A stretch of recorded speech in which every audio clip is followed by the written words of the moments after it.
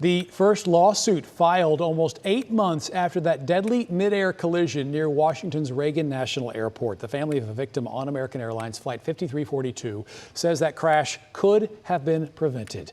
Our transportation reporter Janelle Fort tells us what they are accusing the airline of.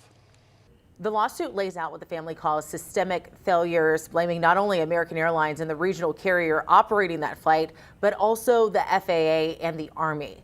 Casey Crafton was on AA Flight 5342 and one of the 67 people who died in that midair collision back in January. His family just filed that civil suit. In it, they claim the airlines knew about close call dangers with helicopter routes near Reagan National and didn't warn their pilots. It also alleges air traffic control and the FAA failed to properly train or alert crews to those risks. The family's attorney argues this crash was predictable and preventable. American Airlines, though, is pointing the finger at the Army helicopter, saying in a statement, quote, as the recent NTSB investigative hearing showed, Flight 5342 was on a routine approach to DCA when the Army helicopter that was above the published helicopter route altitude collided with it.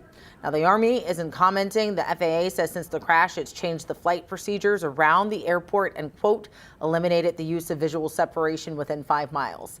The family behind this lawsuit held a press conference yesterday and says it's all about accountability. The future we dreamed about was taken away from us because of systemic failures and reckless disregard for safety. His life, along with 66 others, was taken.